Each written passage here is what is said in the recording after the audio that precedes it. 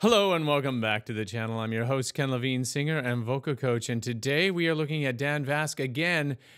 Dan VASC has been getting a lot of love here on the channel in the past couple of weeks because of viewers like you and viewers like Susan, who wrote in, "I always enjoy your reactions. I sent you a request a few months ago to review Dan VASC singing Gethsemane. I'm thinking you forgot about it. Please take a look. I think you'll like it." Well, thank you very much, Susan, for reminding me. Yes, I had made a note to look at Dan VASC Gethsemane. Somehow it got lost in the shuffle. Please accept my humble apologies, and thank you once again for making a kind donation to the channel. It is very, very much appreciated. So without further ado, let us look at this classic from 1973, at least I think that's when the film was made, of Jesus Christ Superstar. And this is Dan VASC's version of that seminal scene just before, I think, just before the Last Supper, and Jesus has this incredible monologue. So let's take a listen to this.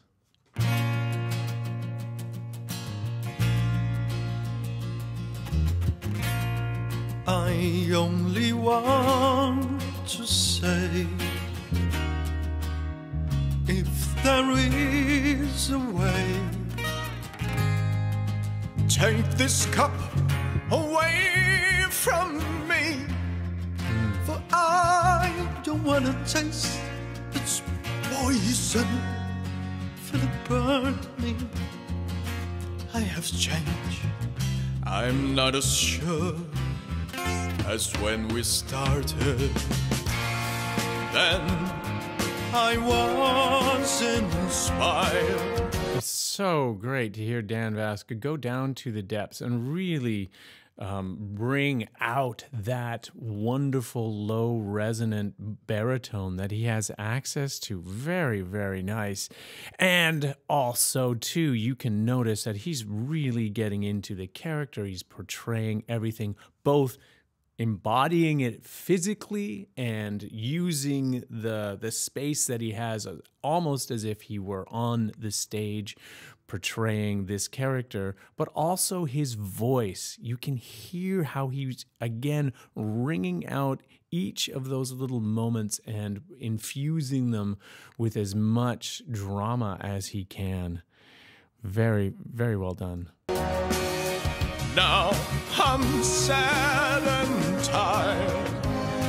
Listen, surely I've exceeded expectations. Tried for 3 years, feels like 30. Could you ask as much from any other man? But if I die, see the saga through and do the things you asked of me. Okay. Chest voice, yes. But if I die, it can be satisfying to really grip into that resonance and give it that full support. Dan is so good. Now, this was filmed, I believe, about 5 years ago. This is Dan VASC, five years ago. And he's like stage ready with this thing. It is a fully embodied, fully rehearsed, and fully, I think, fleshed out emotionally this whole journey that he's on of this character. And I've been noticing a particular trend in Dan's interpretations, that this is characteristic of what he is drawn to, these dramatic and torn characters. This, for me, anyway, brings me back to when I first heard it, but maybe more about that later. Let's listen to more. Let them hate me, hit me, hurt me, nail me to the tree. I want to know, my God. Want to know, my God. Want to see, I want to see, my God. Want to see, I want to see, my God. Why I should die? Would I be more noticed than I ever was before. With the things I've said, Almost operatic, his approach here, than ever would before. In terms of like, the full-throated approach, his embouchure, everything down to the ground. I feel like when he opens up his mouth, if you shine the light appropriately, you can see right down to his larynx. It's so open, and that is showing through in this performance. This syncopated movement right here, I want to know, my Lord, I want to know. That, I think, you really have to slender everything down in order to make the voice agile. So you don't want to have all the weight of your full engaged chest voice. It's sort of like moving a cement truck when you're really engaged in that chest voice. And so you have to lighten the load, as it were, in order to make it more lithe and spring-like. And I felt it took him a little bit of time to really make that adjustment, but once he was locked in, it was really good. Just so you know, if you are wanting to attempt something like this yourself, those changes are really important, and then they need to be embodied changes. You really need to feel a distinct motivation as to why you might be thinning out your voice a little bit so that it can make sense within the context of the music. and doesn't matter anymore. I have to know, my Lord. Have to know, I have to know, my Lord. Have to see, I have to see, my Lord. Have to see, I have to see, my Lord. If I die, what would be my reward? If I die, what would be my reward? Have to know, I have to know, my Lord. Okay, now he's into that head voice, and it feels, again, a little bit more lithe, a little bit more, not playful, but just, it dances a little bit. Someone asked me, I was doing a show just on the weekend, what's the difference between a fiddle and a violin? I had my violinist up there, and she's an award-winning fiddler, and she was fiddling away, and I introduced her as a violinist and said now she's going to play the fiddle, and she didn't change instruments. He's like, well, what? He didn't know. One way to conceptualize it is that the violin sings and the fiddle dances. And this is one of those sections where, again, if you are a little bit behind the beat, it loses the sort of dramatic impulse. I want to know, I want to know. You want to almost push it a little bit. You almost want to feel like you're a little bit ahead of it. And part of that is you got to shed the weight. You can't be in full chest voice all the way through that. I think Dan is dancing with the line of how much weight can you bring up into that and still remain flexible. And I think he does a really great job here. Have to know, I have to know, my Lord. Why should I die? Why should I die? Oh, yeah. Okay.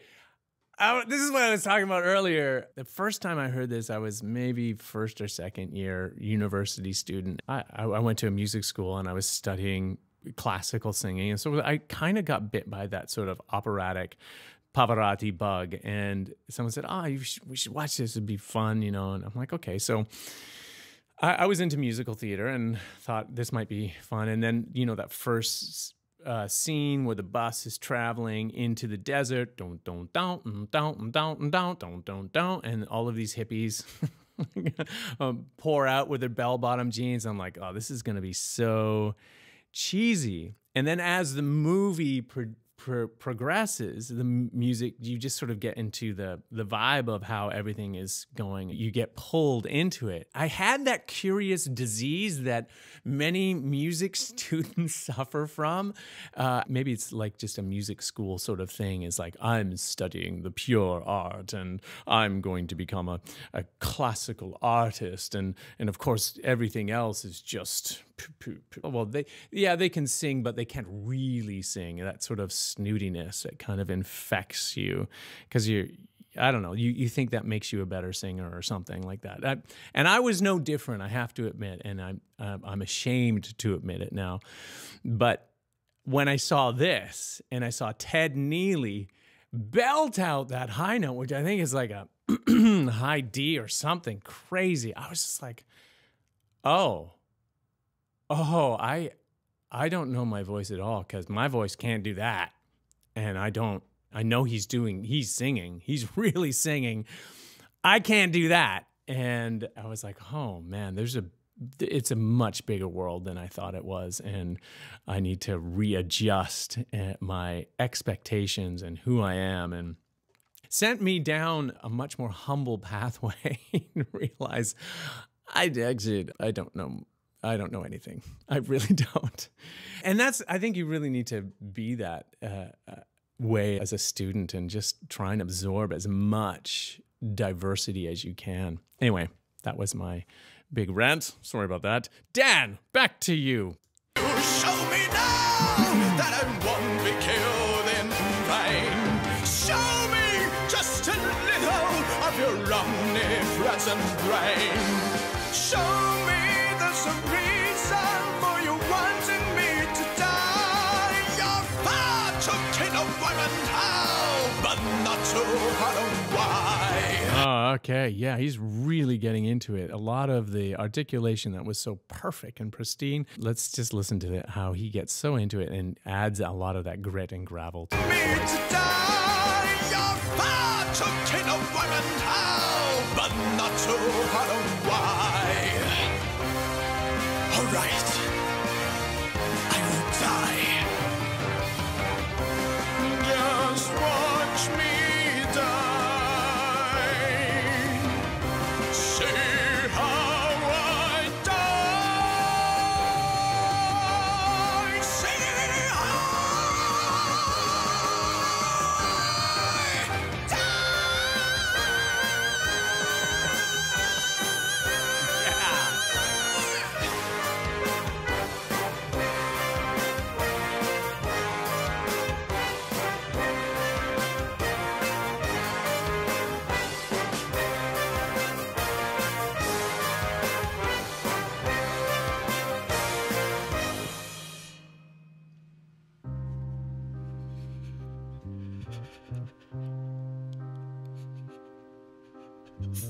Then I was inspired. Now I'm sad and tired. After all I've tried for 3 years, seems like 90.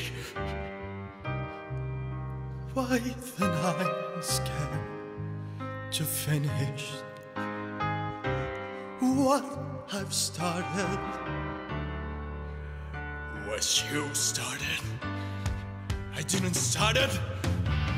God, thy will is hard, but you hold every card. I will drink your cup of poison. Nail me to your cross and break me. Bleed me, beat me, kill me. Take me now before I change my mind.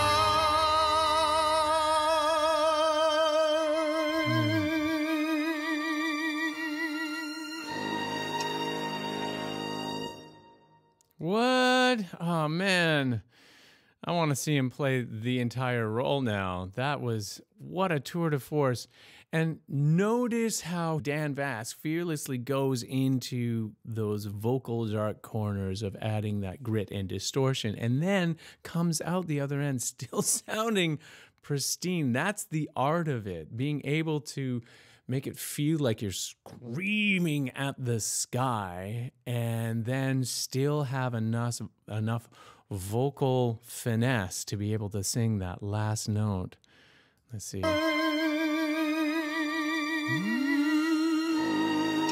Just caresses it. So good. Yeah. Well done, Dan. And well done Susan, thank you so much for reminding me with that email that you sent. I really, truly appreciate you drawing my attention to that again. What a fabulous performance. What a great song. A huge mountain to climb, and Dan fearlessly goes after it with everything he has. And that's a masterclass right there of how to give everything you have to a performance and just leave nothing on the table. Why it doesn't have 1 million views on YouTube, I don't know. Perhaps that is a mystery to be solved at another date. So those are just a few of my comments, but of course you can leave your comments down below in the chat. Let me know what you're thinking. I'm trying to get, there we go. It always takes a while for it to wake up. Leave a comment down below in the chat and let me know what are your thoughts. Does he compare favorably to Ted Neely and his 1973? Man, 1970, that's 50 years ago that movie came out. Still think it holds up now. There are links down below where you can be like Susan, get a hold of me, cut through all the noise and chatter. If you so desire, you could leave a kind donation. No donation is too small. Everything is appreciated here on the channel. Thank you very much. As well as if you are not yet a member of this fabulous community of vocal aficionados and music lovers, what are you waiting for? Hit the subscribe button, notification bell, as well as the thumbs up. Always helps to feed the algorithm because the algorithm feeds you. It feeds you great videos like this that are produced every week here on the channel. And lastly, thank you so much for taking time out of your busy day and spending a few of those precious moments here with me. Much love and appreciation to you all. Stay safe out there, and we will see you next time. I have to know my love. Why should I die? Should I die? Oh, yeah. Okay.